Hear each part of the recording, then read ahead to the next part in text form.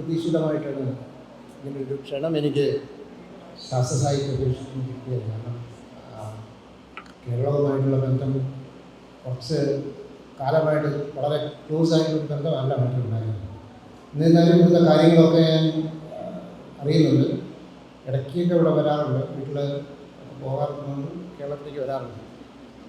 പക്ഷേ ഈ ശാസ്ത്ര സാഹിത്യ പരിഷത്തിൻ്റെ ഒരു കാര്യം മനസ്സിൽ വരുന്ന സമയത്ത് എപ്പോഴും എൻ്റെ മനസ്സിലൊരു വലിയൊരു അഭിമാനം വരാറുണ്ട്. കാരണം ഞാൻ തിരുവനന്തപുരത്ത് യൂണിവേഴ്സിറ്റി കോളേജിലൊക്കെ പഠിക്കുന്ന സമയത്ത് PTB സാറും അദ്ദേഹത്തിൻ്റെ കൂട്ടാളികളെല്ലാം കൂടി ചേർന്ന് നടത്തുന്ന ഒരുപാട് കാര്യങ്ങളിൽ പലപ്പോഴും എനിക്ക് പങ്കെടുക്കേണ്ടി വന്നിട്ടുണ്ട്. ഒരു വളരെ ക്ലോസ് ആയിട്ടല്ലെങ്കിലും കുറച്ച് ദൂരത്ത് നിന്നുകൊണ്ട് അദ്ദേഹം പ്രവർത്തിക്കുന്നതൊക്കെ എനിക്ക് കാണാൻ സാധിച്ചിട്ടുണ്ട്. അപ്പോൾ അതിൻ്റെയൊക്കെ ഒരു ഫലമായിട്ടായിരിക്കണം എനിക്കിങ്ങനെ ഈ ഒരു സയൻസ് കമ്മ്യൂണിക്കേഷനിലൊക്കെ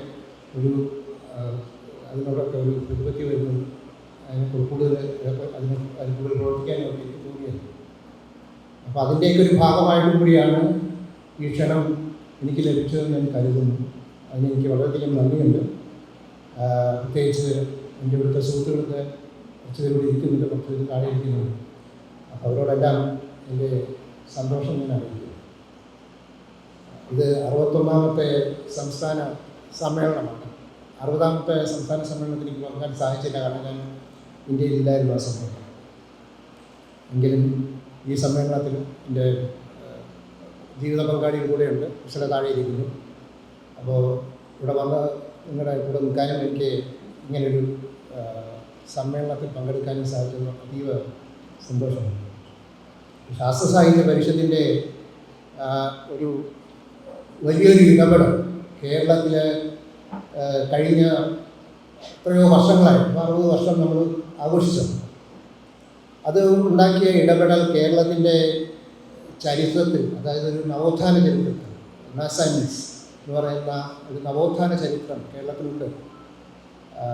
അതിൻ്റെ ചരിത്രത്തിലെ ഏടുകളിൽ ഒരു പ്രധാന സ്ഥാനം ശാസ്ത്ര സാഹിത്യ പരിഷത്തിന് എന്തായാലും ഉണ്ടാകുമെന്നുള്ള കാര്യത്തിൽ യാതൊരു സംശയമില്ല. കാരണം ഇപ്പോൾ തന്നെ ഇവിടെ നടന്നു കഴിഞ്ഞാൽ നമ്മൾ നോക്കിക്കഴിഞ്ഞാൽ നമ്മളൊക്കെ പണ്ട് പുസ്തകത്തിൽ വായിക്കുന്ന പോലെ പണ്ടത്തെ 1940കളിലും 50കളിലുമൊക്കെ ഉണ്ടായിരുന്ന കമ്മ്യൂണിസ്റ്റ് പാർട്ടി സമ്മേളനങ്ങളുടെയൊക്കെ ചെറിയ ചെറിയ ലാഞ്ചനകൾ എനിക്കിവിടെ കാണാൻ സാധിച്ചു. അത് പാട്ട് പാടുന്ന കാര്യത്തിലായാലും സംസാരത്തിലായാലും ആളുകളിൽ നിന്നുള്ള അങ്ങോട്ടും നിന്നുള്ള ഇടപെടലിലാണെങ്കിലും ഒക്കെ അതിൻ്റെ ഒരു സംസ്കാരത്തിൻ്റെ ഭാഗം ഇപ്പോഴും എനിക്ക് കാണാൻ സാധിക്കുന്നത് ഇവിടെയാണ്. ഇപ്പോൾ പരിഷത്ത് ഒരു പ്രചാരണം മാത്രമല്ല അത് ഊന്നൽ കൊടുക്കുന്നത്. അതിൻ്റെ കഴിഞ്ഞകാല ചരിത്രം നോക്കിക്കഴിഞ്ഞ് കഴിഞ്ഞാൽ നമുക്ക് മനസ്സിലാകും, ശാസ്ത്രചിന്തയും യുക്തിചിന്തയും ഒന്നിച്ച് ഇതിനൊരു ഊന്നൽ കൊടുത്തുകൊണ്ടാണ് പരിഷത്ത് പ്രവർത്തിച്ചുകൊണ്ടിരിക്കുന്നത്. മാത്രമല്ല സാമൂഹ്യ മാറ്റത്തിന് വേണ്ടിയാണ് ശാസ്ത്ര പരിഷത്ത് നിലകൊള്ളുന്നത് എന്നുള്ളത് അതിൻ്റെ ഒരു മുദ്രാവാക്യമാണ്. അപ്പോൾ അത് വെറും ഒരു പ്രചാരണം മാത്രമല്ല, അതൊരു സാമൂഹ്യ മാറ്റത്തിന്, ഒരു സോഷ്യൽ ചേഞ്ചിന് പരിഷത്ത് പരിശ്രമിച്ചുകൊണ്ടിരിക്കുകയാണ്. അപ്പോൾ അതിൻ്റെ ഭാഗമായിട്ട് വേണം ഒരു സാമൂഹ്യ മാറ്റം, ശാസ്ത്രത്തിൻ്റെ സേവനം അതെങ്ങനെ ജനങ്ങളിൽ എത്തിക്കാം, അതെങ്ങനെ ജീവിതത്തെ മാറ്റിയെടുക്കാം എന്നുള്ളിടത്താണ് പരിഷത്തിൻ്റെ ഊന്നൽ ഉള്ളത്. അപ്പോൾ ഇതെല്ലാം ഒരു മീൻസ് ടു എൻ എൻഡ് എന്ന് പറയുന്നത് പോലെ നമ്മളിപ്പോൾ പ്രചാരണമാണെങ്കിലും യുക്തിബോധമാണെങ്കിലും യുക്തിചിന്തയാണെങ്കിലും ഇതിൻ്റെയൊക്കെ ഒരു പ്രചാരണം ഉദ്ദേശിക്കുന്നത് അവസാനമായി നമ്മൾ ഉദ്ദേശിക്കുന്ന ഒരു സാമൂഹ്യ മാറ്റത്തിനാണ്, ഒരു സോഷ്യൽ ചേഞ്ച്. അപ്പോൾ ആ സോഷ്യൽ ചേഞ്ച് എന്താണെന്നുള്ളതിൻ്റെ അതിൻ്റെ എപ്പോഴുമുള്ളൊരു ഓർമ്മപ്പെടുത്തലുകളാണ് ഇതുപോലെയുള്ള സമ്മേളനം. അപ്പോൾ ശാസ്ത്രം സാമൂഹ്യ വിപ്ലവത്തിന് തന്നെ ഇവിടെ എഴുതി വെച്ചിട്ടുണ്ട്. അതാണ് അതിൻ്റെ നമ്മുടെ പരിഷത്തിൻ്റെ ഒരു ഊന്നലെന്ന് പറയുന്നത്, അതിൻ്റെ ഒരു എംഫസിസ് അതാണ്. അപ്പോൾ അത് മാത്രമല്ല, അപ്പോൾ കേരളത്തിൻ്റെ വികസന മാതൃക എന്തായിരിക്കണമെന്ന് ഉള്ള ഒരു കാര്യം കൂടെ ഉണ്ട്. കാരണം കഴിഞ്ഞ വർഷങ്ങളായിട്ട് വലിയൊരു ചർച്ച നടന്നുകൊണ്ടിരിക്കുന്നത് കേരളത്തിൻ്റെ ഡെവലപ്മെൻ്റൽ മോഡൽ എന്തായിരിക്കണം എന്നതിനെപ്പറ്റി ഒരു ചർച്ച വളരെ സജീവമായി സമൂഹത്തിൽ നടക്കുന്നുണ്ട്. അപ്പോൾ അത് ഇന്നോ ഇന്നലെയോ തുടങ്ങിയതല്ല. ഇപ്പോൾ 70കളിൽ സൈലന്റ് വാലിയുടെ എതിരായിട്ട്, പ്രോജക്റ്റിനെതിരായിട്ട് ശാസ്ത്ര സാഹിത്യ പരിഷത്ത് ഉൾപ്പെടെയുള്ള മറ്റു സംഘടനകളും എല്ലാവരും പരിഷത്തിന് നേതൃത്വം കൊടുക്കുന്നുള്ള സത്യമല്ല. അപ്പം അത് ആ കാലത്ത് തന്നെ, അത് 70കളിലാണ്, അന്ന് ലോകത്തിൽ തന്നെ നമുക്കൊരു ഒരു ഈ പരിസ്ഥിതിയെ പറ്റിയും അതിൻ്റെ ഒരു പ്രൊട്ടക്ഷനെ പറ്റിയുള്ള ഒരു ധാരണ തുടങ്ങുന്നതേ ഉള്ളൂ. ആ സമയത്ത് തന്നെ ഇതിനെപ്പറ്റി ഒരു വളരെ സജീവമായ ചർച്ചയും പ്രചാരണവും നടന്നിട്ടുണ്ടെന്നുള്ളത് നമുക്ക് ഇവിടെ സ്മരിക്കേണ്ടതാണ്. അത് ഇടതു പാർട്ടികളുടെ ഒരു തരത്തിൽ പറഞ്ഞു കഴിഞ്ഞാൽ ഒരു അപജയം ഉണ്ടായിട്ടുണ്ടെന്നുള്ളത് എന്നെ പോലുള്ളവർക്ക് തോന്നാറുണ്ട്. കഴിഞ്ഞ വർഷങ്ങളായിട്ടുള്ള പ്രവർത്തനം നോക്കിക്കഴിഞ്ഞാൽ ഇപ്പം നമ്മളൊക്കെ ഒരു ഇടത് ചായലുള്ള ഒരു സംഘടനയും ആളുകളൊക്കെയാണ്, ഒരു ഒരു ലിബറൽ ഹ്യൂമനിസ്റ്റ് ഒരു ട്രഡീഷൻ അവകാശപ്പെടുന്ന ആൾക്കാരാണ്. അപ്പോൾ ഇത് നമ്മളൊരു പുറത്തു നിന്നുള്ളൊരു ഒരു ക്രിറ്റിസിസം ആയിട്ടല്ല നമ്മൾ കാണുന്നത്. അപ്പോൾ ഇത് പരിഷത്ത് ഉൾപ്പെടെയുള്ള സംഘടനകൾക്ക് വരെ ഇടതു പാർട്ടികളുടെ വീക്ഷണവുമായി പൊരുത്തപ്പെടാതെ ഇരിക്കേണ്ട സന്ദർഭങ്ങളുണ്ടായിരുന്നു. ഈ അടുത്ത കാലത്ത് കേരളത്തിനെ പറ്റി ഉണ്ടായ കഴിഞ്ഞ ഒരു വർഷത്തോളം നീണ്ടു നിന്നത്, അത് വന്നത് വേറെ എവിടുന്നുമല്ല, ഒരു നമ്മുടെ ഇടതു പാർട്ടിയിൽ നിന്ന് തന്നെയാണ് ഈ പ്രോജക്റ്റിനെ പറ്റിയുള്ള ഒരു കൺസെപ്റ്റും അത് എങ്ങനെ ചെയ്യണം എന്നുള്ളതിനെ പറ്റിയുള്ള ധാരണയും എല്ലാം അവിടുന്നാണ് വന്നിട്ടുള്ളത്. അപ്പോൾ അതിനെതിരായിട്ട് പരിഷത്ത് വളരെ ധീരമായി നിലകൊണ്ടു എന്നുള്ളത് പറയേണ്ടതാണ്. അപ്പോൾ അത് എങ്ങനെയാണ് അത് സൈലന്റ് വാലിയുടെ കാലത്തുണ്ടായ പോലെ തന്നെയാണ്. അതെങ്ങനെയാണ് നമ്മുടെ പരിസ്ഥിതിയെ ദോഷം ചെയ്യുക, എങ്ങനെയാണ് കേരളത്തിനെ അതൊരു രണ്ടായി പകുത്ത് മാറ്റിയെടുക്കുക എന്നുള്ളതിനെ പറ്റിയുള്ള കാര്യങ്ങൾ നമ്മൾ വളരെ വിശദമായി ജനങ്ങളുടെ മുമ്പിൽ അവതരിപ്പിക്കുകയും അതിന് വളരെയധികം പിന്തുണ ലഭിക്കുകയും ചെയ്യും. അപ്പോൾ അതും നമ്മൾ കാണണം. കാരണം ശാസ്ത്ര സാഹിത്യ പരിഷത്ത് ഇടത് ഒരു ചായവുള്ള സംഘടനയാണെങ്കിൽ പോലും അവരുടെ വീക്ഷണങ്ങൾ ഇടതു പാർട്ടികളുടെ വീക്ഷണങ്ങൾക്ക് പൊരുത്തപ്പെടാതിരുന്ന സമയത്ത് വളരെ ധീരമായി കൊണ്ടുവന്ന് അതിനെപ്പറ്റി സംസാരിച്ചിരുന്നു. അപ്പോൾ അതാണ് എനിക്ക് മറ്റൊരു പരിഷ്കരണ റാലിക്ക് തോന്നുന്ന കാര്യം. അപ്പോൾ കേരളത്തിലെ വികസനത്തിൻ്റെ മോഡലുകളിൽ അല്ലെങ്കിൽ അതിൻ്റെ മാതൃകകളിൽ ഈ പരിസ്ഥിതിയുടെ കാര്യങ്ങളും അതിൻ്റെ ആവശ്യകതയും പറ്റി കേരള ശാസ്ത്ര സാഹിത്യ പരിഷത്ത് വളരെയധികം മുമ്പോട്ട് വന്നതിനെപ്പറ്റി ആളുകളുടെ മുമ്പിൽ പ്രചരണം നടത്തുകയും ബോധവൽക്കരണം നടത്തുകയും ചെയ്തിട്ടുണ്ട്.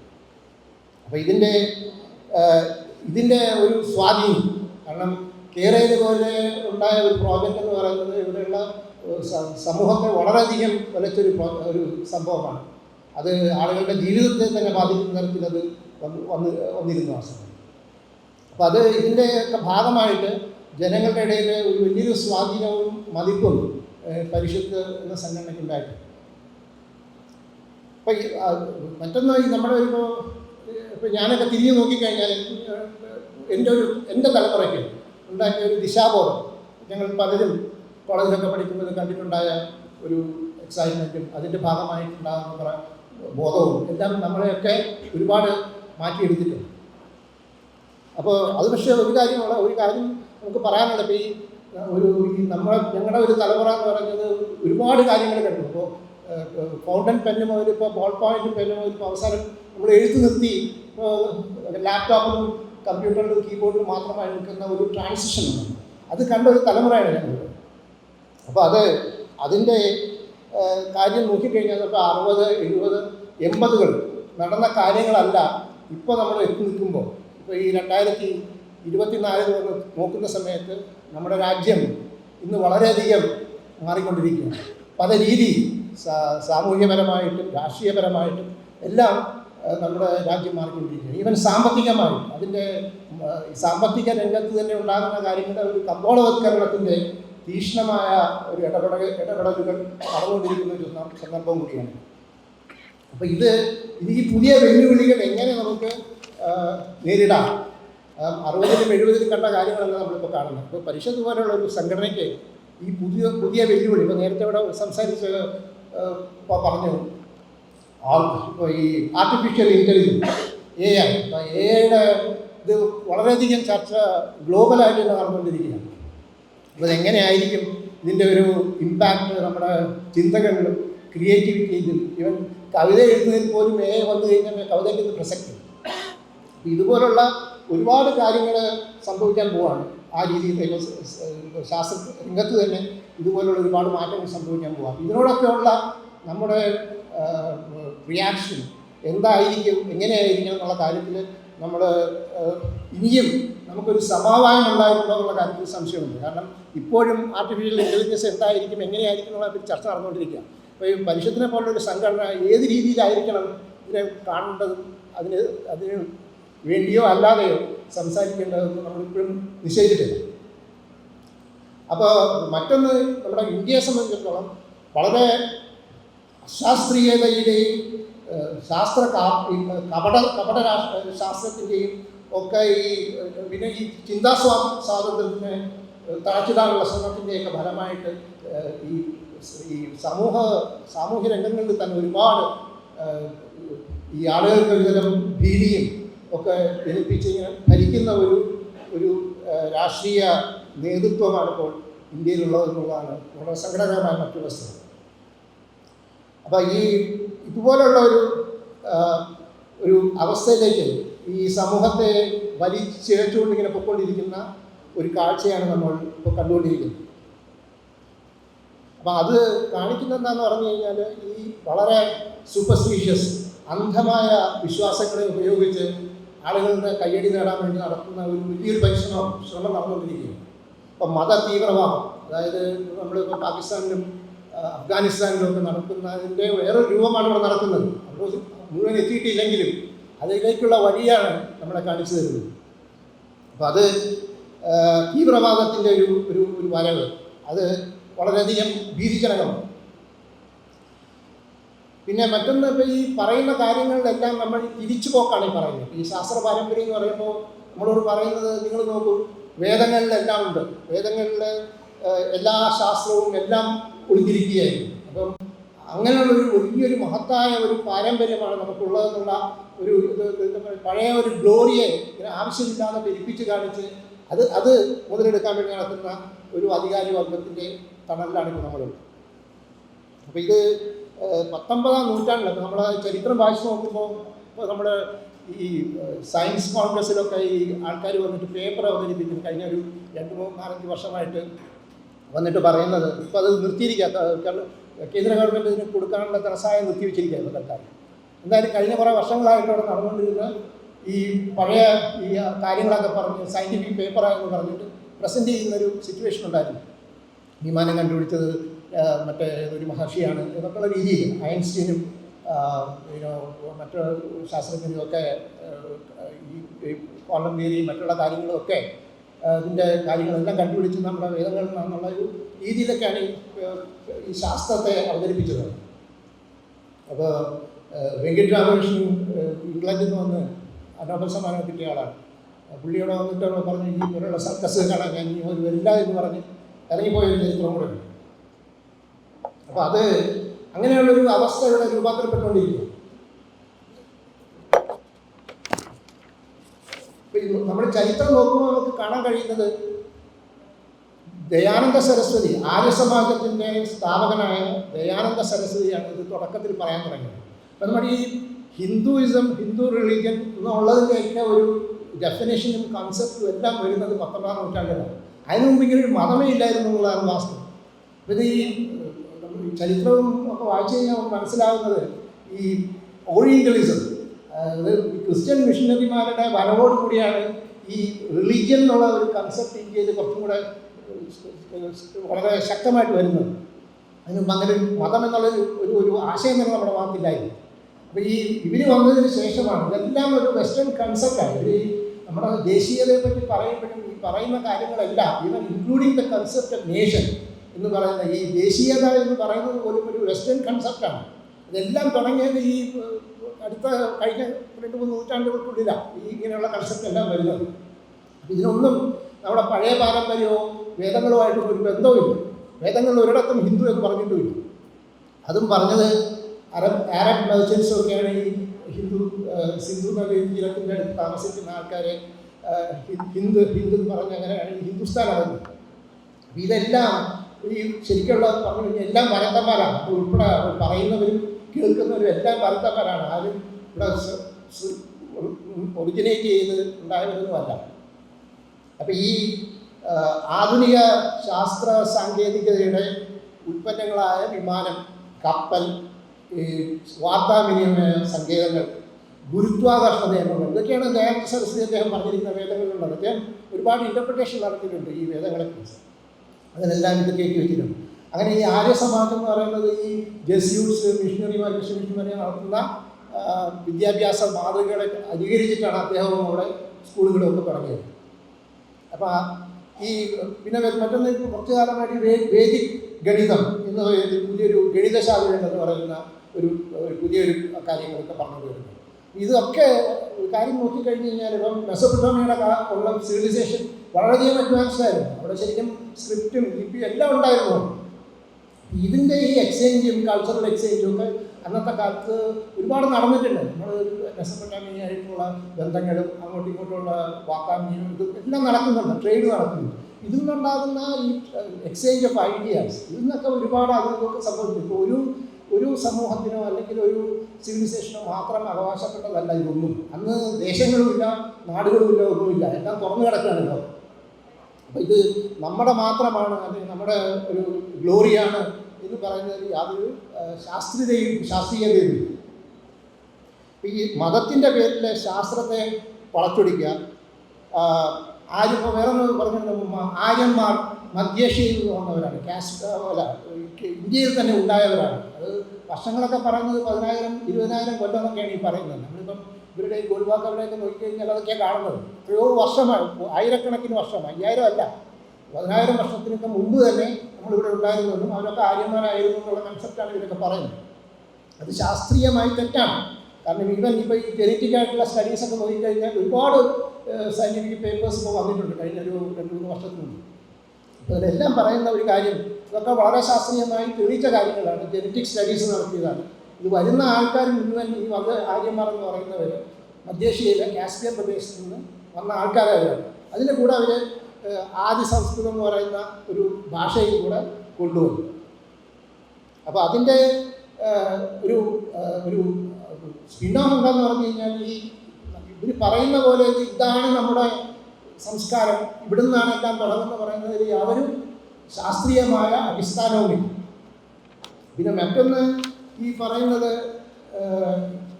ഈ ഇതിന് വരുന്ന സമയത്ത് വരുന്നതിന് മുമ്പ് തന്നെ ആദി ദ്രാവിഡന്മാരെന്ന് പറയാവുന്ന ഒരു ഗ്രൂപ്പ് കൂടെ ഉണ്ടായിരുന്നു, ഒരു സംഘം കൂടെ ഉണ്ടായിരുന്നു, സമൂഹം കൂടെ ഉണ്ടായിരുന്നു. അവരായിരുന്നു ഇവിടെ സിന്ധു നദീ തലത്തിലൊക്കെ താമസിക്കുന്നത് വരുന്നതിന് മുമ്പ്.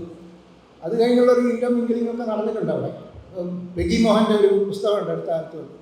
അത് അവർ ഈ ലിംഗ്വിസ്റ്റിക് എവല്യൂഷൻ എങ്ങനെയാണെന്നുള്ളത് വളരെ നന്നായി എഴുതിയിട്ടുള്ളൊരു പുസ്തകമാണ്. അപ്പോൾ ഈ അതിനൊരു ഒരു ഒരു കമ്പാരിസൺ, ഇപ്പോൾ ആര്യന്മാരിങ്ങനെ സംഘമായിട്ട് ഇങ്ങോട്ട് വന്നുകൊണ്ടിരിക്കുന്ന സമയത്ത് ഇവിടെ മുമ്പുണ്ടായിരുന്ന ആളുകളുമായിട്ടുള്ള മിക്സിങ്ങിനെ പറ്റിയും അതിൽ നിന്ന് എങ്ങനെയാണ് ഭാഷ രൂപീകരണം നടന്നതെന്നൊക്കെയാണ് അവർ പറയുന്നത്. അതിന് സമാനമായിട്ടൊരു കാര്യം അവർ പറയുന്നത് കേരളത്തിലേക്ക് നമ്പൂതിരിമാർ വന്നൊരു കാലം, അതായത് ഒരു 14 നൂറ്റാണ്ടിൽ വന്ന ആൾക്കാർ അവരിവിടെ വന്നിട്ട് സംസ്കൃതവുമായിട്ട് വന്നിട്ട് ഇവിടെ വന്നിട്ട് ഇവിടുത്തെ അന്ന് സംസാരിച്ചിരുന്ന മലയാളത്തിലും അതുമായിട്ടുള്ള മിക്സപ്പ് ഉണ്ടായി. അപ്പോൾ ഈ പറയുന്ന ഒരു കാര്യം എന്താണെന്ന് പറഞ്ഞാൽ വരുന്നവർ ഈ മൈഗ്രൻസ് വരുന്ന എല്ലാം പുരുഷന്മാരായിട്ട് മാറ്റി, എന്നിട്ട് ഇവിടെയുള്ള ലോക്കലായിട്ടുള്ള സ്ത്രീകളുമായിട്ടുള്ള ബന്ധത്തിലൂടെ ഈ ലാംഗ്വേജിനും വേറൊരു തരത്തിലുള്ള ഒരു എവല്യൂഷൻ ഉണ്ടാകുകയാണ്. അപ്പോൾ അതാണ് ഈ മണിപ്രവാളം എന്ന് പറയുന്നത്. ഇത് തന്നെയാണ് പിന്നെ ആര്യന്മാർ ഇൻഡസ് വാലിയിൽ അന്നത്തെ ആദി ദ്രാവിഡന്മാരും യോജിച്ച സമയത്തും ഉണ്ടായത്. വന്നവരെല്ലാം പുരുഷന്മാരായിരുന്നു. ഇവിടെയുള്ള ലോക്കലായിട്ടുള്ള സ്ത്രീകളുമായിട്ടുള്ള ഇതിൽ ലാംഗ്വേജും പുതിയ പുതിയ സമൂഹങ്ങളും ഉണ്ടായി. ഇതാണ് ഇതിൻ്റെ ചരിത്രം എന്ന് പറയുന്നത്. അപ്പോൾ ഇത് പക്ഷേ ഈ മത തീവ്രവാദം എന്ന് പറയുന്നത് നമ്മൾ വിചാരിച്ചതിൻ്റെ കാലം കഴിഞ്ഞു എന്നായിരുന്നു. പക്ഷെ ഇപ്പം അങ്ങനെയല്ല. ഇപ്പോൾ നമ്മൾ മുമ്പ് ക്രിസ്ത്യൻ തീവ്രവാദം എന്ന് പറയുന്നത്, ക്രിസ്തീയ തീവ്രവാദം, അത് യൂറോപ്പിലൊക്കെ ഉണ്ടായ എന്താ സംഭവിച്ചത് നമുക്കറിയാം. അപ്പോൾ ഇന്ന് അത് കഴിഞ്ഞിട്ട് ഇംഗ്ലണ്ടിൽ വിക്ടോറിയൻ കാലമായ സമയത്ത് പോലും അവർ ഡാർവിൻ്റെ പരിണാമ സിദ്ധാന്തം അംഗീകരിക്കാൻ വിസമ്മതിച്ചു. ഒരിക്കലും അവർ അംഗീകരിച്ചില്ല. പിന്നെയും വളരെ കാലത്തിന് ശേഷമാണത് ഏതാണ്ട് റെസ്പെക്റ്റബിലിറ്റി കിട്ടിയത്. അപ്പോൾ ഇതിൻ്റെയൊക്കെ ഒരു അനുരണനമാണ് നമ്മൾ ഇപ്പോഴും ഇന്ത്യയിൽ കണ്ടുകൊണ്ടിരിക്കുന്നത്. ഇപ്പോൾ ഈ നമ്മൾ പറയുന്ന ഈ മോഡേൺ ഏജ് എന്ന് പറയുന്ന കാലത്ത് ഇതിൻ്റെ ഒരു റിവൈവലിസമാണ് ഈ മത തീവ്രവാദത്തിൻ്റെ ഒരു റിവൈവലിസം നമ്മൾ കണ്ടുകൊണ്ടിരിക്കുകയാണ്. അപ്പോൾ അതിൻ്റെ ഭാഗമായിട്ടാണ് ഇപ്പം ജ്യോതിഷം പോലുള്ള ശാസ്ത്ര കാപഠ്യങ്ങൾക്ക് കോളേജ് സിലബസുകളിൽ വരെ സ്ഥാനം കൊടുക്കാൻ ഗവൺമെൻറ് ആവശ്യപ്പെടുന്നു. ഇത് തീർച്ചയായിട്ടും നമ്മുടെ ഈ മധ്യകാലഘട്ടത്തിലെ അന്ധകാര യുഗത്തിലേക്ക് തിരിച്ചു പോവുകയാണോ എന്നുള്ള സംശയം വളരെ വളരെ ന്യായയുക്തമായിട്ട് നമുക്ക് തോന്നണ്ട. അപ്പം ഇത് ഇവിടെ എന്താ സംഭവിക്കുന്നതെന്ന് പറഞ്ഞാൽ നമ്മൾ ഈ ചരിത്രത്തെ പുറകോട്ട് കൊണ്ടുപോകുക. അതിന് കൊണ്ടുപോകുന്നതിൻ്റെ ഒരു ഒബ്ജക്റ്റീവ് എന്താ എന്ന് പറഞ്ഞു കഴിഞ്ഞാൽ അത് മതാധിപത്യത്തെ അരക്കിട്ട് ഉറപ്പിക്കുക എന്നുള്ളതാണ്.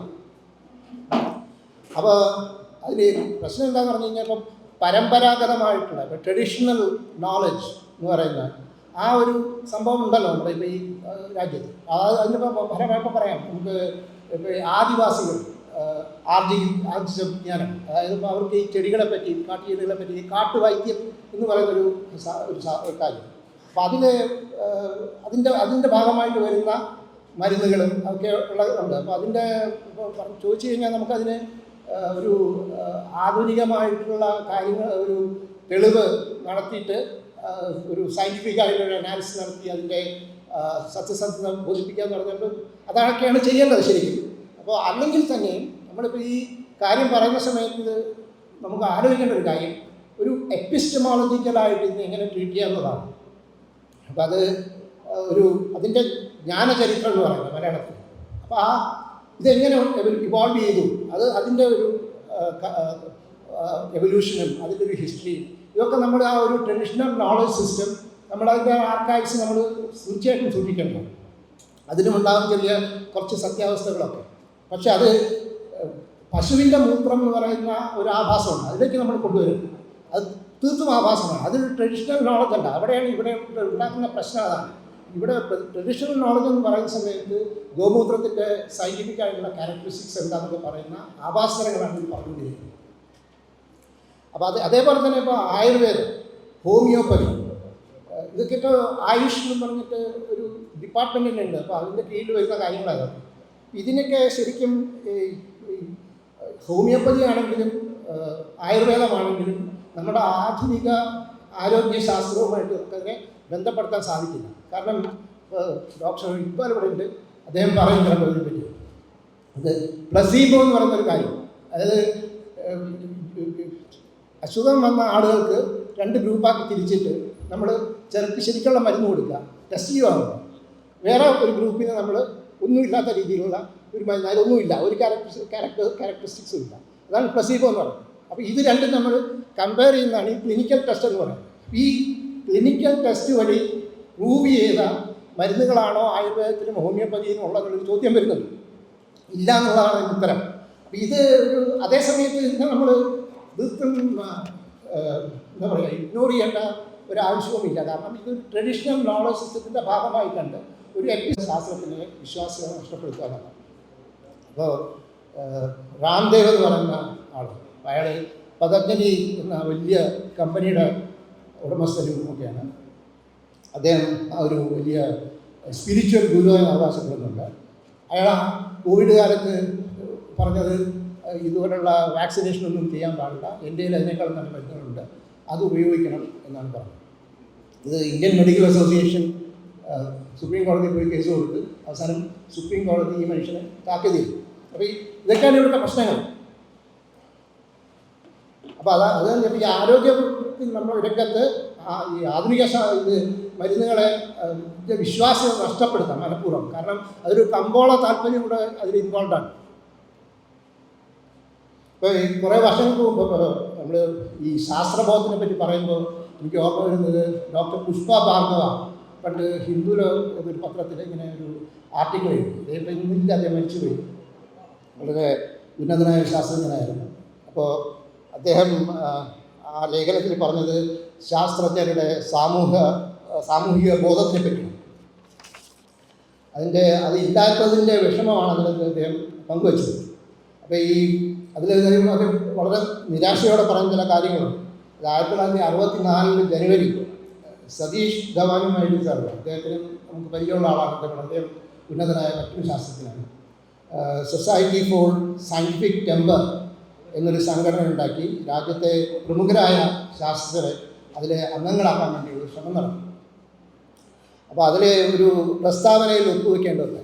അപ്പോൾ ഒരു മെമ്പറാവാൻ പോകുന്നത്. അപ്പോൾ ആ പ്രസ്താവന എന്ന് പറയുന്നത് മനുഷ്യ പ്രയത്നത്തിലൂടെ മാത്രമേ വിജ്ഞാന സമ്പാദനം സാധ്യമാകുകയുള്ളൂ എന്നും വെളിപാടുകൾ അതിനുള്ള ഉപാധികളല്ലെന്നും എല്ലാ പ്രശ്നങ്ങളുടെയും പ്രതിവിധി കാണേണ്ടത് മനുഷ്യൻ്റെ ധാർമ്മികവും ഭൗതികവുമായ ശേഷികളിൽ നിന്നുമാകണം, അല്ലാതെ പ്രകൃത്യാതീത ശക്തികളോടുള്ള പ്രാർത്ഥനകളിൽ നിന്നുമല്ലെന്നും ഞാൻ വിശ്വസിക്കുന്നു.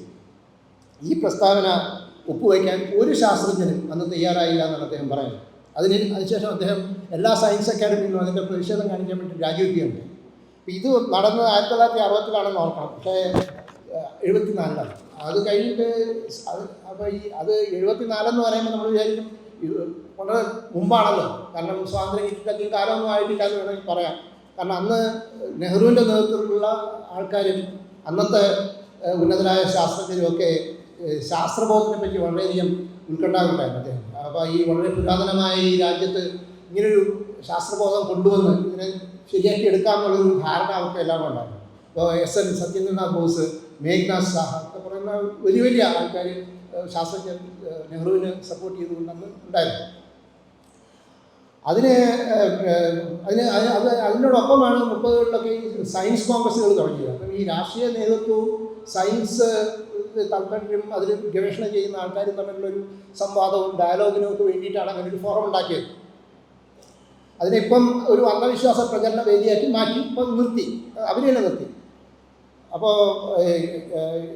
അവരെ വിശ്വസിച്ചിരുന്നത് ഇങ്ങനെ ഒരു പുരാതന രാജ്യത്ത് ഒരു ശക്തമായ ഒരു നവോത്ഥാനം, റെനസൻസ് എന്ന് പറയുന്ന ഒരു മൂവ്മെൻറ്റ് ഇത് ഉണ്ടാക്കാൻ പറ്റും, യൂറോപ്പിലൊക്കെ നടന്ന പോലെ. കാരണം നെഹ്റുവിനൊക്കെ കുറച്ചൊരു ഈ വിദ്യാഭ്യാസമൊക്കെ അവിടെ ആയതുകൊണ്ട് അതിൻ്റെ ഒരു ട്രഡീഷണൽ ഇതിലുണ്ടായിരുന്നു. അപ്പോൾ 58-ലെ ഏറ്റവും വലിയൊരു റെവല്യൂഷണറി ആയിട്ടൊരു കാര്യം എന്ന് പറയുന്നത് സയൻസ് പോളിസി റെസൊല്യൂഷൻ എന്ന് പറഞ്ഞൊരു സംഭവം അവിടെ ചെയ്തു. അവർ ആ റെസൊല്യൂഷൻ പാർലമെൻറ്റിലൊക്കെ അവതരിപ്പിക്കുകയൊക്കെ ചെയ്തു. അപ്പോൾ അതിൽ ഈ സയൻറ്റിഫിക് ടെമ്പർ എന്നൊക്കെ പറയുന്നത് അതിൽ വളരെ ക്ലിയറായിട്ട് കാണാം, നമുക്ക് ആ വായിച്ചു കഴിഞ്ഞാൽ. അപ്പോൾ ഇതിൻ്റെ ഒരു ഭാഗമായിട്ടായിരിക്കണം ഈ ശാസ്ത്ര ഗവേഷണ രംഗം വളരേണ്ടതെന്നുള്ളൊരു ധാരണ അവർക്ക് എല്ലാവർക്കും ഉണ്ടാകും. അപ്പോൾ നമ്മൾ ചോദിക്കേണ്ട ഒരു ചോദ്യം, ഇതൊക്കെ ചെയ്തു കഴിഞ്ഞിട്ടും ഇപ്പോൾ 74-ലെ പുഷ്പ ഭാർഗവ് പോയപ്പോൾ ഒരു ശാസ്ത്രജ്ഞനും ആ ഒരു പ്രസ്താവനയിൽ ഉൾപ്പെടാൻ തയ്യാറായില്ല എന്ന് പറയുമ്പോൾ നമ്മൾ സാധാരണയുള്ള നോൺ സ്പെഷ്യലിസ്റ്റ് പബ്ലിക്കിൻ്റെ കാര്യം മാത്രമല്ല, ഇതിന് അകത്തിരിക്കുന്ന ഗവേഷകർ പോലും ഇതുപോലൊരു ശാസ്ത്രബോധം ഉണ്ടായിട്ടില്ല എന്നുള്ളൊരു സത്യം നമ്മളെ ശരിക്കും വിഷമിക്കേണ്ട ഒരു കാര്യമാണ്. അപ്പോൾ ഇത് യൂറോപ്പിലെ പോലെ ഒരു നവോത്ഥാനം നമ്മുടെ രാജ്യത്തുണ്ടായോ എന്ന് ചോദിക്കുമ്പോൾ ഇല്ലെന്ന് വേണം നമുക്ക് പറയേണ്ടി വരും. ആ ഒരു ശാസ്ത്രബോധത്തിൽ നിന്നാണ് യൂറോപ്പിലത് ഉണ്ടായത്. അത് ഇന്ത്യയിൽ ഉണ്ടായില്ല എന്നുള്ളതാണ് സത്യം. നമ്മളിപ്പോൾ തിരിച്ചു പോക്കിലേക്ക് ഉള്ളൊരു വഴിയിലാണ്. അപ്പോൾ ഇത് ഇപ്പം നമ്മളിപ്പോൾ ലോകം മുഴുവൻ നോക്കിയാൽ തന്നെയും ഇന്ത്യയിലായിരിക്കണം, ഇന്ത്യയും ഇന്ത്യയുടെ ചില രാജ്യങ്ങളിലുമായിരിക്കണം ഏറ്റവും ശാസ്ത്രബോധം ഏറ്റവും കുറവ് എന്ന് പോലും നമുക്ക് പറയേണ്ടി വരും. കാരണം ഇപ്പോൾ അടുത്ത കാലത്ത് ഒരു ആർട്ടിക്കിൾ വായിച്ചതെന്ന് എനിക്കറിയില്ല, എല്ലായിടത്തും വന്നതാണ്. നമ്മുടെ ISRO, Indian space research organisation, ഇപ്പോൾ ചന്ദ്രനിലൊക്കെ പോയി നടത്തിയ ഒരു ഓർഗനൈസേഷനാണ്. അവർ രാഹുകാലം നോക്കി അവരുടെ ഉപഗ്രഹ വിക്ഷേപം അടുത്ത കാലത്ത് ഒരാഴ്ചയായിട്ടുണ്ടാവും, അത് മാറ്റിവെക്കാൻ തീരുമാനിച്ചു എന്നാണ് പറയുന്നത്.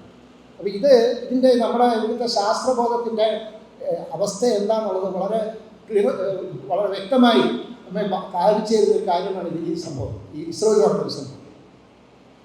അപ്പോൾ ഇതിൽ കാണിക്കുന്ന എന്താണെന്ന് പറഞ്ഞു കഴിഞ്ഞാൽ, ഇവർക്ക് ആസ്ട്രോണമി അല്ല അവരുടെ ഒരു ഗൈഡ് ബുക്കിലുള്ളത്, ജ്യോതിഷമാണെന്നുള്ളതാണ്. അപ്പോൾ ഇല്ലാത്തൊരു ഉപഗ്രഹത്തിൻ്റെ പേരിൽ ശരിക്കും ഒരു ഉപഗ്രഹ വിക്ഷേപണം നമ്മൾ മാറ്റിവെക്കുക. അപ്പോൾ ഇതിനെ നമ്മൾ എന്താണ് പറയുന്നത്? അപ്പോൾ ഇത് തന്നെയാണ് 74-ലെ പുഷ്പ ഭാർഗവയ്ക്കും നേരിടേണ്ടി വന്ന ഒരു അനുഭവം. അപ്പോൾ ഇതിൻ്റെ കാര്യം എന്താണെന്ന് പറഞ്ഞാൽ, ഇതുപോലുള്ള അന്ധവിശ്വാസങ്ങൾ ഒരു മാന്യത ഇപ്പോൾ കൽപ്പിച്ചിരിക്കുക. അതിപ്പം ഇസ്രോയിലായാലും ഇന്ത്യൻ ഇൻസ്റ്റിറ്റ്യൂട്ട് ഓഫ് സയൻസിലായാലും മറ്റുള്ള വലിയ ഇൻസ്റ്റിറ്റ്യൂട്ടുകളിലായാലും ഇതിനൊക്കെ ഒരു മാന്യത കൈവന്നു. നമ്മളിങ്ങനെ കാണിക്കുന്നതും തേങ്ങ ഉടയ്ക്കുന്നതും അവിടെയൊക്കെ പോയിട്ട് പ്രാർത്ഥിക്കുന്നതും അമ്പലങ്ങളൊക്കെ അകത്തുകൊണ്ട് സ്ഥാപിക്കുന്നതും ഒക്കെ ഒരു മാന്യത കൈവരികയും അത് ശരിക്കും നമുക്ക് വേറെ തരത്തിലുള്ള ഒരുപാട് റെക്കഗ്നീഷൻ അധികാരികേന്ദ്രങ്ങൾ തരികയും ചെയ്യുന്ന ഒരു അവസ്ഥയിലേക്ക് നമ്മൾ വന്നിരിക്കുകയാണ്. അപ്പോൾ ഇതിൽ മതപരമായ തീവ്രവാദങ്ങൾ എന്ന് പറയുമ്പോൾ നമുക്ക് ഈ പുതിയ അവബോധത്തിൻ്റെ സംസ്കാരത്തിൻ്റെ പ്രസക്തിയെ തന്നെ ചോദ്യം ചെയ്തുകൊണ്ടിരിക്കുകയാണ്. അപ്പോൾ ഇതൊക്കെയാണ് ഈ പരിഷത്ത് പോലെയുള്ള സംഘടനകൾക്ക് നേരിടേണ്ടി വരുന്ന വെല്ലുവിളികൾ എന്ന് പറയുമ്പോൾ ഇതൊക്കെയാണ് നമ്മുടെ മുമ്പിലേക്ക് വന്നുകൊണ്ടിരിക്കുന്ന ചോദ്യങ്ങൾ. ഇപ്പോൾ അയൽരാജ്യമായ ഇറാൻ അല്ലെങ്കിൽ അഫ്ഗാനിസ്ഥാൻ, ഇറാനിലെ ഷിയ ഇസ്ലാമികതയുടെ ഒരു വലിയൊരു കട്ടിയ ഒരു കമ്പളം അവിടെയുള്ള ആളുകളുടെ മുകളിൽ വന്ന് വീണ് കിടക്കുക. അത് പേർഷ്യൻ സംസ്കാരം എന്ന് പറയുന്നത് കവിതയുടെ മാത്രമല്ല, ശാസ്ത്രത്തിൻ്റെ തന്നെ ഇരിക്കില്ലമായിരുന്നു ഒരു കാലത്ത്. ഉമർ ഖയ്യാം വെറും കവി മാത്രമായിരുന്നില്ല, ഒരു മാത്തമാറ്റീഷ്യൻ കൂടിയായിരുന്നു. അപ്പോൾ അതേപോലെ അഫ്ഗാനിസ്ഥാൻ മറ്റു കാര്യങ്ങളൊക്കെ കാണുമ്പോൾ നമുക്ക് സങ്കടം വരും, എന്താണ് അവിടെ സംഭവിക്കുന്നത്. അതേപോലെ പാകിസ്ഥാൻ, അതേപോലെയുള്ള ഒരു മതതീവ്രവാദ രാഷ്ട്രമായിട്ട് നമ്മുടെ രാജ്യം മാറാൻ നമുക്ക് എങ്ങനെ കണ്ടുകൊണ്ടിരിക്കാൻ സാധിക്കുന്നുള്ളതാണ് നമുക്ക് പലർക്കും ഏറ്റവും വലിയ ചോദ്യം. അപ്പോൾ ഇതിൻ്റെ പ്രധാന പ്രശ്നം എന്താണെന്ന് പറഞ്ഞു കഴിഞ്ഞാൽ, ഈ മതവിശ്വാസം എന്ന് പറയുന്നത് നമ്മുടെ ആളുകൾക്കൊരു മതവിശ്വാസം ഉണ്ട്, അതിനമ്പലത്തിൽ പോകുന്നുള്ളത് വേറെ കാര്യമാണ്. പക്ഷെ അതിനെ ശാസ്ത്രബോധത്തെ കൂടി ചേരാനാക്കിയത്. ഇത് രണ്ടും രണ്ട് സ്ട്രീമുകളാണ്. ഇത് രണ്ടും യോജിപ്പിക്കാനുള്ള ശ്രമം നടത്തിയിട്ട് യാതൊരു കാര്യമില്ല, അത് നടക്കില്ല എന്നുള്ളതാണ്. അപ്പോൾ ശാസ്ത്രം എന്ന് പറയുന്നത് തന്നെ അത് ഒരു എക്സ്പെരിമെൻ്റലായിട്ട് നടത്തുന്ന ഒരു പ്രോസസ്സാണ്. അപ്പോൾ അതിൽ ഒരുപാട് കാര്യങ്ങൾ നമ്മൾ കണ്ടുപിടിച്ചെങ്കിലും അതിൽ പല അപൂർണതകളുണ്ടാകും എപ്പോഴും. അപ്പോൾ ഞങ്ങളുടെയൊക്കെ പേപ്പറൊക്കെ എഴുതുന്ന സമയത്ത് എന്താണ് അതിൻ്റെ അൺസർട്ടനിറ്റി എന്നുള്ളൊരു ചോദ്യമുണ്ട്. അപ്പോൾ ആ പെർസെൻറ്റേജ് ഓഫ് അൺസർട്ടനിറ്റി, അതിലേക്ക് ആ പെർസെൻറ്റേജ് ഓഫ് അൺസർട്ടനിറ്റി എപ്പോഴും കാണിക്കണം. അതിൻ്റെ അൺസർട്ടനിറ്റിയുടെ സർക്കിളിൻ്റെ വലിപ്പം കുറവും കൂടുകയൊക്കെ ആയിട്ട് വരും. അപ്പോൾ ഇത് കാണിച്ചാൽ മാത്രമേ ഈ പിയർ റിവ്യൂവിലൊക്കെ പോകുമ്പോൾ പേപ്പർ അക്സെപ്റ്റ് ചെയ്യുള്ളൂ. ഇതൊന്നും ഇല്ലാന്നുണ്ടെങ്കിൽ അത് റിജക്റ്റ് ചെയ്യും. അപ്പോൾ ഇതൊക്കെ ശാസ്ത്രത്തിൻ്റെ ഭാഗമാണ്. അതൊരു പേപ്പർ, ഒരു റിസർച്ച് പേപ്പർ എഴുതുമ്പോൾ മാത്രമല്ല, ശാസ്ത്രത്തിൻ്റെ മൊത്തമായിട്ടുള്ള ഒരു ഔട്ട്ലുക്കിൽ ഈ അപൂർണതയും അനിശ്ചിതത്വവും എപ്പോഴും ഉണ്ട്. അപ്പോൾ ഇതൊരു മതവിശ്വാസവുമായിട്ട് നമുക്കതിനെ ബന്ധപ്പെടുത്താൻ പറ്റില്ല. കാരണം അതൊരു വ്യക്തിഗതമായ അനുഭവങ്ങളിൽ നിന്നും വളരെ ഒരു പ്രത്യേക മാനസികാവസ്ഥയിൽ നിന്നും ചില വെളിപാടുകളിൽ നിന്നാണ് ഈ മതവിശ്വാസം രൂപപ്പെടുന്നത്. അല്ലെങ്കിൽ നമ്മൾ വളർന്നു വന്ന സാഹചര്യങ്ങൾ, ഇപ്പോൾ ഈ വീട്ടിലൊക്കെ ശരിക്കും പല കുട്ടികളും ഈ വളർന്നു വരുന്നത് ബ്രെയിൻ വാഷ്ഡാണ്. അവർ കണ്ടുകൊണ്ടിരിക്കുന്ന കാര്യങ്ങൾ കണ്ടിട്ടാണ് പുറത്തിറങ്ങി വീണ്ടും അത് തന്നെ ആവർത്തിച്ചുകൊണ്ടിരിക്കുന്നത്. അപ്പോൾ അങ്ങനെയധികം അടുക്കൽ സമയം എടുക്കില്ല കേൾക്കാൻ. ഒരു ശാസ്ത്രകാരൻ്റെ വ്യക്തിപരമായ കാര്യങ്ങളുണ്ട്. അപ്പോൾ അവർക്ക് ഇപ്പം രാമാനുജൻ, ഇങ്ങനൊരു അദ്ദേഹം ഒരു വിശ്വാസിയായിരുന്നു. ഒരു ബ്രാഹ്മണ ജനിച്ചിട്ട് വളരെയധികം വിശ്വാസത്താൽ ബന്ധിക്കപ്പെട്ട ഒരു മനുഷ്യനായിരുന്നു. പക്ഷെ അദ്ദേഹം ജോലി ചെയ്ത് പിന്നീട് ഓക്സ്ഫോർഡിൽ പോയിട്ട് ഹാർഡിയായിട്ടാണ്. അദ്ദേഹം ഒരു എത്തീസ്റ്റായി. ഞാൻ പറഞ്ഞു വന്നത്, ഈ അവരുടെ വിശ്വാസങ്ങൾ അവരുടെ ജീവിതത്തിൽ എന്തൊക്കെ സ്വാധീനം ചെലുത്താമെങ്കിലും ശാസ്ത്രകാരൻ്റെ രാമാനുജത്തിൻ്റെ ആയാലും ന്യൂട്ടൺ ഈസ് എ ബിലീവർ. അദ്ദേഹം ആൽക്കെമിസ്റ്റിലൊക്കെ വിശ്വസിച്ചിരുന്ന ആളാണ്. പക്ഷെ എന്നാൽ പോലും അദ്ദേഹത്തിൻ്റെ കർമ്മമണ്ഡലത്തിൽ ഒരിക്കലും ആ വിശ്വാസങ്ങളുടെ സ്വാധീനം നമുക്ക് കാണാൻ സാധിക്കില്ല. അത് ശാസ്ത്രമായിട്ട് തന്നെയാണ്, അത് ശാസ്ത്രത്തിൻ്റെ രീതിയിൽ തന്നെയാണ് അതിനെ അപ്രോച്ച് ചെയ്യുന്നത്. അവിടെയാണ് ഇപ്പം പറഞ്ഞ പോലെ, ഈ നേരത്തെ സൂചിപ്പിച്ച പോലെ ഇസ്രോയിലെ ആളുകൾ പലരും വിശ്വാസികളായിരിക്കാം. പക്ഷെ നമ്മൾ ആ വിശ്വാസികൾ നേരത്തെ പറഞ്ഞ മാതിരി കെപ്ലർ, ന്യൂട്ടൺ, രാമാനുജൻ, ഇവരൊക്കെ വിശ്വാസികൾ അവരുടെ ശാസ്ത്രീയ സമീപനങ്ങളെ മതദർശനങ്ങളെ കൊണ്ട് സ്വാധീനിപ്പിക്കാൻ അവരൊരിക്കലും ശ്രമിച്ചിട്ടില്ല. അവരാരും തന്നെ അവരാണ് ഇപ്പോൾ ഇസ്രോയിലായിരുന്നെങ്കിൽ അവരാരും ഉപഗ്രഹത്തിൻ്റെ വിക്ഷേപണ തീയതിയും സമയവും ഇസ്രോയിലെ ആൾക്കാർ ചെയ്തതുപോലെ കബഡി നിരത്തിയായിരിക്കില്ല അവർ ചെയ്യാൻ പോകുന്നത്. ഈ ശാസ്ത്രത്തിൻ്റെ നേരത്തെ പറഞ്ഞ പോലെ ഒരു അവസാന വാക്കില്ല, അതൊരു ഫിനാലിറ്റി ഒന്നുമില്ല. എപ്പോഴും അത് മുമ്പോട്ട് പോയിക്കൊണ്ടിരിക്കുകയാണ്. നമ്മൾ ഒന്നെത്തുമ്പോൾ നമുക്ക് ആ അപൂർണതയിൽ നിന്ന് വീണ്ടും അടുത്ത സ്റ്റെപ്പിലേക്ക് മുമ്പോട്ട് പോയിക്കേണ്ടി വരും. അപ്പം അത് ഇപ്പം ഐസക് ന്യൂട്ടണിന് ഒരുപാട് തെറ്റുകൾ പറ്റിയിട്ടുണ്ട്. മനഃപൂർവ്വം നടത്തിയതല്ല. അദ്ദേഹത്തിൻ്റെ റിസർച്ച് നോക്കിക്കഴിഞ്ഞാൽ അറിയാം, അദ്ദേഹം ഒരിക്കലും പ്രകാശം കണികകളാൽ മാത്രം ഉണ്ടാക്കപ്പെട്ടതാണെന്ന് അദ്ദേഹം വിശ്വസിച്ചു.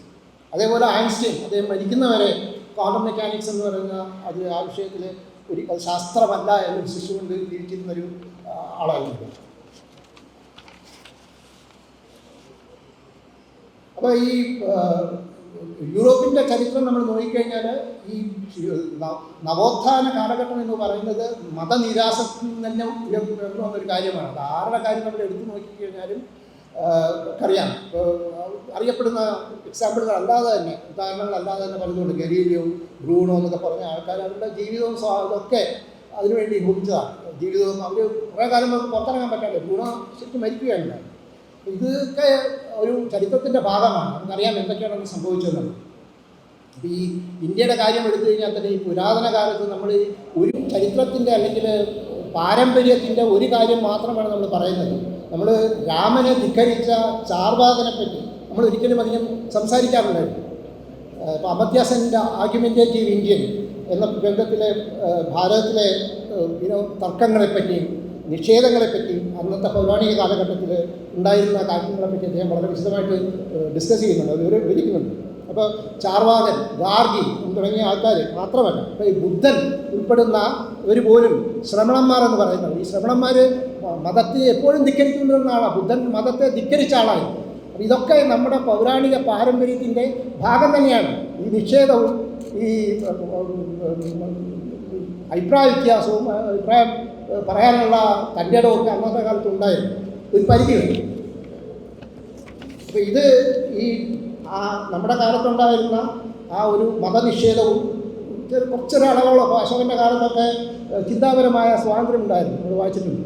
അപ്പോൾ ആ കാലങ്ങളിൽ പോലും നമുക്ക് കുറച്ച് ആ രീതിയിലൊക്കെ സംസാരിക്കാനൊക്കെയുള്ള ഒരു ഫ്രീഡം ഉണ്ടായിരുന്നു. ആ പശ്ചാത്തലം എന്തുകൊണ്ട് നമ്മൾ പറയുന്നില്ല?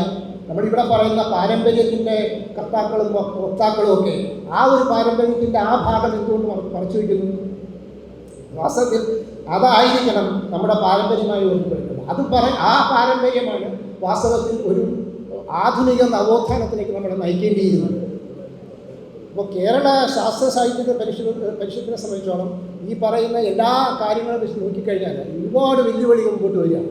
അപ്പോൾ അത് നേരത്തെ സൂചിപ്പിച്ച പോലെ കപടശാസ്ത്ര പ്രചാരണം, അതിനെ പറ്റിയൊരു രാഷ്ട്രീയ പശ്ചാത്തലമുണ്ട്. മറ്റൊരു പ്രവണത പ്രധാനമായിട്ടും നമ്മൾ കണ്ടിരിക്കുന്നത് ഈ കമ്പോളവൽക്കരണത്തിൻ്റെ ഭാഗമായി വരുന്ന പരിസ്ഥിതിയുടെ മുകളിലുള്ള ഒരു അധിനിവേശം. ഇതിനെതിരായിട്ട് ഇനിയും അധികം പ്രവർത്തനങ്ങൾ നടത്തേണ്ടി വരുമെന്നാണ് എനിക്ക് തോന്നുന്നത്. നമ്മുടെ ഈ കാണുന്ന ട്രെൻഡ് വെച്ച് നോക്കിക്കഴിഞ്ഞാൽ അത് കേരളത്തിൽ മാത്രമല്ല, ഇന്ത്യയുടെ പല ഭാഗത്തും അങ്ങനെ നടക്കുന്നുണ്ട്. ഇപ്പോൾ അടുത്ത കാലത്ത് സുപ്രീം കോടതി കഴിഞ്ഞ ഫെബ്രുവരി 16-ാം തീയതി കൊണ്ട് ഫോറസ്റ്റ് കൺസർവേഷൻ അമെൻമെൻറ്റ് ആക്ട് ഒരു ഇൻട്രീം സ്റ്റേ ഓർഡർ കൊണ്ടുവന്നു. ഭാഗ്യവശം സുപ്രീം കോടതി ചെയ്തു പറഞ്ഞപ്പോൾ തന്നെ നമുക്ക് പെട്ടെന്ന് ഞെട്ടലുണ്ടായി. എന്ത് പെട്ടെന്ന് ഇങ്ങനൊരു കാര്യം ചെയ്യാം. അവർ അതിനെ സ്റ്റേ ചെയ്തു. അതൊരു വലിയൊരു കാര്യമാണ് നമ്മുടെ നേച്ചർ കൺസർവേഷൻ. പുതിയ വിചാരണ വീണ്ടും വരും, എന്നാലും തൽക്കാലം ആ ആക്ട് വാലിഡിറ്റി ചെയ്യില്ല. അപ്പോൾ ആ ആക്ട് ശരിക്കും പ്രാവർത്തികമായി കഴിഞ്ഞാൽ അന്ന് 96-ാം ഗവൺമെൻറ് ഗോദാവർമൻ ഒരു കേസുണ്ടായിരുന്നു. ആ കേസിൻ്റെ പുറത്താണ്. അപ്പോൾ അത് നീലഗിരി വെച്ചൊക്കെയാണ് ആ സംഭവങ്ങളൊക്കെ ഉണ്ടായ കോടതിയിലൊക്കെ പോവുകയൊക്കെ ചെയ്തത്. അങ്ങനെ ഫോറസ്റ്റ് അമെൻമെൻറ്റ് വളരെ ഡീറ്റെയിൽഡ് ആയിട്ടൊരു ഫോറസ്റ്റ് കൺസർവേഷൻ ആക്റ്റാണ് അന്ന് സുപ്രീം കോടതി കൊണ്ടുവന്നത്. അതിനെതിരായിട്ടാണ് ഇപ്പോൾ ഗവൺമെൻറ് പുതിയൊരു അമെൻമെൻറ്റ് ആക്ട് കൊണ്ടുവന്നത്. അപ്പോൾ അത് ആക്ട് വന്നു കഴിഞ്ഞാൽ 15% വനം നമുക്ക് നശിക്കുന്നതാണ്, ഇന്ത്യയിലെ 15%. അപ്പോൾ അതേപോലെ തന്നെ ഇപ്പോൾ ഗ്രേറ്റ് നിക്കോബാറിൽ അദാനിയുടെ നേതൃത്വത്തിൽ ഒരു പുതിയ ട്രാൻസ്ഷിപ്മെൻറ്റ് കണ്ടെയ്നർ പോർട്ട് വരുന്നുണ്ട്. അതിൻ്റെ ഭാഗമായിട്ട് വലിയ രീതിയിലുള്ള ഈ ഡിസ്ട്രക്ഷനാണ് നടക്കാൻ പോകുന്നത്. ഇപ്പം ഒരുപാട് ഉഷ്ണമേഖല വനപ്രദേശമായ ആ സ്ഥലം വനം നഷ്ടപ്പെടും, ആദിവാസികളുടെ പരമ്പരാഗതമായ അവകാശങ്ങൾ നഷ്ടപ്പെടും. അപ്പോൾ അങ്ങനെയൊക്കെയുള്ള ഭീഷണികൾ ഇപ്പം നിലനിൽക്കും. അപ്പോൾ ഇതിനൊക്കെ ഇതുപോലെയുള്ള എല്ലാ കാര്യങ്ങളും പല സ്ഥലത്തും ആവർത്തിക്കുന്നുണ്ട്. ഇപ്പോൾ ഇന്ത്യയുടെ പല സ്റ്റേറ്റുകളിലും അത് ആവർത്തിക്കുന്നുണ്ട്. അപ്പോൾ അത് ഇതുപോലെയുള്ള ഈ അധിനിവേശം, പ്രകൃതിയുടെ മേലുള്ള അധിനിവേശം, അത് ഇന്നത്തെ ഈ ക്ലൈമറ്റ് ചേഞ്ച് എന്നൊക്കെ അതിനുള്ള പ്രശ്നങ്ങൾ ഉണ്ടാകുന്ന സമയത്ത് എന്തായിരിക്കും ഇതിൻ്റെ ഒരു ഇമ്പാക്റ്റ് എന്നുള്ളത്, ഗ്ലോബൽ ടെമ്പറേച്ചറിൻ്റെ ട്രെൻഡിലൊക്കെ എന്തൊക്കെ വരാൻ പോകുന്നതെന്നുള്ളതിനെ പറ്റി നമ്മളിപ്പോഴും പഠിച്ചുകൊണ്ടിരിക്കുന്നേ ഉള്ളൂ. പക്ഷേ എന്നാലും നല്ല വാർത്തകളെല്ലാം നമുക്ക് കിട്ടുന്നത്. ഇതൊക്കെ വളരെ രൂക്ഷമായ രീതിയിൽ നമ്മുടെ മുമ്പിൽ വരാൻ പോകുന്ന പ്രശ്നങ്ങളാണ്. അപ്പോൾ അതിനെതിരായിട്ടുള്ള ആശയപ്രചരണവും പ്രവർത്തനവും ആണ് നടക്കേണ്ടത്. അതേസമയത്ത് തന്നെ വേറൊരു കാര്യം നിങ്ങളുടെ മുമ്പിൽ എനിക്ക് പറയാനുള്ളത്, ഈ ശാസ്ത്ര ഗവേഷണത്തിൻ്റെ ഒരു ഇൻറ്റിഗ്രിറ്റി. അപ്പോൾ അതിനും ഭംഗം വന്നിരിക്കുകയാണ്. നമ്മൾ നോക്കിക്കഴിഞ്ഞ് കഴിഞ്ഞാൽ ഇപ്പോൾ ഞാനതിനെപ്പറ്റി ഒരു ആർട്ടിക്കിൾ പഠിത്താത്തപ്പോൾ എഴുതി. അപ്പോൾ അത് പറയുന്നത് നമ്മുടെ പബ്ലിക് ഫണ്ടിങ് ഫോർ സയൻസ് അതായത് ക്യൂരിയോസിറ്റി ഡ്രിവൺ സയൻസ്. നമ്മളൊക്കെ ചെയ്യുന്ന അങ്ങനത്തെ ഒരു ട്രാൻസ്ലേഷണലായിട്ട് ഇങ്ങനെ ഒരു ബിസിനസ്സിന് മാത്രം ചെയ്യുന്ന ഗവേഷണമല്ല പല സ്ഥലത്തും നടക്കുന്നത്. വാസ്തവത്തിൽ ആ ക്യൂരിയോസിറ്റി ഡ്രിവൺ സയൻസിനാണ് പിന്നീട് മറ്റൊരു സ്റ്റെപ്പിലേക്ക് പോകുന്നത്. അപ്പോൾ ആ ക്യൂരിയോസിറ്റി ഡ്രിവൺ സയൻസിൽ ഗവൺമെൻറ് താല്പര്യമില്ലാതെ വരികയും പബ്ലിക് ഫണ്ടിങ് വളരെയധികം കുറച്ചു കൊണ്ടുവന്ന് പ്രൈവറ്റ് സെക്ടറിനെ ഇത് ഏൽപ്പിക്കുകയും ചെയ്യുന്ന ഒരു വലിയൊരു പ്ലാനിങ് അവിടെ നടന്നുകൊണ്ടിരിക്കുന്നത്. അതിന് പല രീതിയിലുള്ള ടെർമിനോളജിയൊക്കെ അവർ കൊണ്ടുവരും. അത് നിർമ്മലാ ജയരാമൻ്റെ ബജറ്റൊക്കെ നമ്മൾ കേൾക്കുന്ന സമയത്ത് മനസ്സിലാവും എന്താണ് ഇവരുടെ ഉദ്ദേശം എന്നുള്ളത്. അപ്പോൾ അത് ഗവേഷണത്തെ തന്നെ ബാധിക്കുന്ന തരത്തിലാണ് ഇപ്പോഴത്തെ പുതിയ പോളിസിയൊക്കെ വന്നുകൊണ്ടിരിക്കുന്നത്. അപ്പോൾ ഈ സ്വകാര്യ മൂലധനത്തിനെ സംബന്ധിച്ച് ആശ്രയിച്ചുകൊണ്ട് ചെയ്യുന്ന ഗവേഷണം എന്ന് പറയുമ്പോൾ അത് സ്വകാര്യ കമ്പനികളുടെ അവകാശമായിട്ട് മാറും. അവിടെയാണ് ഈ പറയുന്ന ഇപ്പോൾ ജനങ്ങൾക്ക് വേണ്ടി നമ്മൾ ചെയ്യുന്നു. ഇപ്പോൾ നേരത്തെ പാടിയ പാട്ടിൽ വരുന്ന കാര്യങ്ങളൊക്കെ ഉണ്ടല്ലോ, അതിനെല്ലാം വിരുദ്ധമായിട്ടുള്ള കാര്യങ്ങളാണ് ഇവിടെ വരാൻ പോകുന്നത്. കാരണം അത് ജനങ്ങളുടെ സമ്പത്തായിട്ടല്ല മാറുന്നത്, അത് ഒരു പ്രൈവറ്റ് കമ്പനി കാശ് കൊടുത്ത് അവർ തന്നെ തിരിച്ചു വാങ്ങിക്കുന്ന ഒരു ഏർപ്പാടാണ് വരാൻ പോകുന്നത്. അപ്പം പ്രബീർ പുരസ്കാർ അദ്ദേഹം ഇപ്പം ജയിലിലാണ്, ന്യൂസ് വീക്കിൻ്റെ എഡിറ്ററൊക്കെ ആയിരുന്നു. അദ്ദേഹത്തിൻ്റെ ഒരു പുസ്തകം വന്നിട്ടുണ്ട്, ഇപ്പോൾ നോളജ് ഓഫ് കോമൺസ് എന്ന് പറഞ്ഞിട്ട് ഇതിനെപ്പറ്റി തന്നെ വളരെ വിശദമായിട്ട് ഡിസ്കസ് ചെയ്തുകൊണ്ടുള്ളൊരു പുസ്തകമാണ്, വളരെ നല്ലൊരു പുസ്തകമാണ്. അപ്പോൾ അതിൽ പറയുന്ന ഒരു പ്രധാന പോയിന്റ് ഇതാണ്, ഒരു വൈഡ്ലി ഡിസ്കസ്ഡ് ആയിട്ടുള്ള ടോപ്പിക് ആകണം ഇത്. കാരണം ഈ ശാസ്ത്രം എന്ന് പറയുന്നത് പബ്ലിക് ഫണ്ടിന് കംപ്ലീറ്റ് ആയിട്ട്, ഇപ്പോൾ പ്രൈവറ്റ് ഫണ്ട് ഒട്ടും വേണ്ടെന്ന് പറയുന്നില്ല, പക്ഷേ പബ്ലിക് ഫണ്ടിന് ഇപ്പം IICയും അങ്ങനെയുള്ള JNC ഒക്കെ നോക്കിക്കഴിഞ്ഞാൽ അവിടെയൊക്കെ പുതിയ പുതിയ കെട്ടിടങ്ങൾ വരികയാണ്. കാരണം എല്ലാം ചാപ്റ്റർ 8 എന്നൊക്കെ പറഞ്ഞൊരു ആക്ട് ഉണ്ട്. അതിൽ പ്രൈവറ്റ് NGO ആയിട്ട് നമ്മൾ രജിസ്റ്റർ ചെയ്ത് കഴിഞ്ഞാൽ നമുക്ക് പുറത്ത് പോയി പൈസ വാങ്ങിക്കാം. ഇപ്പോൾ IIC എന്ന് പറഞ്ഞാൽ ടാറ്റയുടെ കാലമൊക്കെ കഴിഞ്ഞപ്പോൾ ക്രിസ് കോർപ്പറേഷൻ്റെ കാലമായിട്ട് മാറുക. അപ്പോൾ ഇത് ശാസ്ത്രം ജനപക്ഷത്തു നിന്ന് അകന്നുകൊണ്ടിരിക്കുന്ന ഒരു കാഴ്ചയാണ് നമ്മളിപ്പോൾ കാണാൻ പോകുന്നത്. അപ്പോൾ ഈ ഭൂരിപക്ഷ വർഗീയത ഒരു പ്രത്യയശാസ്ത്രമായിട്ട് കൊണ്ടു നടക്കുന്ന ഒരു കക്ഷിയുടെ നേതൃത്വത്തിലുള്ള യൂണിയൻ സർക്കാരിൻ്റെ പാഠ്യപദ്ധതികളിൽ വർഗീയത കുത്തി നടക്കുക, ശാസ്ത്ര വിഷയങ്ങളിൽ ഡയലൂട്ട് ചെയ്യുക, വെള്ളം നിറച്ച് കപടശാസ്ത്രത്തെ പ്രോത്സാഹിപ്പിക്കുക. അപ്പോൾ ഇങ്ങനെയുള്ള ഒരു വളരെയധികം അൺസർട്ടനിറ്റിയും വളരെയധികം പ്രശ്നങ്ങളും നടന്നു നിൽക്കുന്ന ഒരു കാലഘട്ടത്തിലേക്ക് നമ്മൾ കാലെടുത്ത് വെച്ച് കഴിഞ്ഞു. ഇനിയിപ്പോൾ ഇലക്ഷനിൽ ഇപ്പോൾ ഇവർ തോറ്റാൽ പോലും എനിക്ക് തോന്നുന്നില്ല നമുക്ക് ഒരു സമാധാനപരമായിട്ടൊരു അന്തരീക്ഷം ഇവിടെ കുറേ കാലത്തേക്ക് ഉണ്ടാകും. ചരിത്രത്തിൽ നമുക്ക് വിട്ടുകൊടുക്കാനേ പറ്റുള്ളൂ, ഉണ്ടാകുമെന്ന് നമുക്ക് തോന്നുന്നില്ല. കാരണം ഇതുപോലെയുള്ള പ്രശ്നങ്ങൾ നടക്കാൻ പോവുകയാണ്. അപ്പോൾ ഇതിനെതിരായിട്ടുള്ള ബോധവൽക്കരണവും ഇതിനെതിരായിട്ടുള്ള പ്രതിഷേധങ്ങളും ഒക്കെയാണ് ഇനി വരും കാലങ്ങളിൽ പരിഷത്തിനെ പോലുള്ള സംഘടനകൾ കാണാൻ പോകുന്നത്. എനിക്ക് തോന്നുന്നത് ഈ പരിഷത്ത് പോലെ ഇപ്പോൾ ബ്രേക്ക് ത്രൂ സയൻസ് എന്നൊക്കെ പറഞ്ഞുള്ള സംഘടനകൾ പുറത്തുണ്ട്. ഇങ്ങനെയുള്ള സംഘടനകളുമായിട്ടൊരു ഏകോപനം സൃഷ്ടിച്ച് ഒരു ഓൾ ഇന്ത്യ ലെവലിൽ തന്നെ ഇതിനൊരു ഒരു ഡയറക്ഷൻ ഉണ്ടാക്കണം എന്നുള്ളൊരു അഭിപ്രായം കൂടെ എനിക്കുണ്ട്. അപ്പോൾ നമ്മളിപ്പോൾ ഈ 1960 ഉള്ള കാലമെല്ലാം മാറി പുതിയ കാലത്തേക്ക് നമ്മൾ കയറി കഴിഞ്ഞു. എന്താണ് ആ പുതിയ കാലത്തിൻ്റെ വെല്ലുവിളികളെന്നും നമ്മൾ മനസ്സിലാക്കി കഴിഞ്ഞു. പുതിയ ചോദ്യങ്ങൾ വരാൻ പോകുന്നു, പുതിയ വെല്ലുവിളികൾ വരാൻ പോകുന്നു. അപ്പോൾ ഈ വെല്ലുവിളികളൊക്കെ ഏറ്റെടുക്കാൻ ശാസ്ത്ര സാഹിത്യ പരിഷത്തിന് കഴിയുമാറാകട്ടെ എന്ന് ആശംസിച്ചുകൊണ്ട് ഈ സമ്മേളനം ഉദ്ഘാടനം ചെയ്തതായി ഈ മഹാസദസ്സിനെ ഞാൻ അറിയിച്ചു.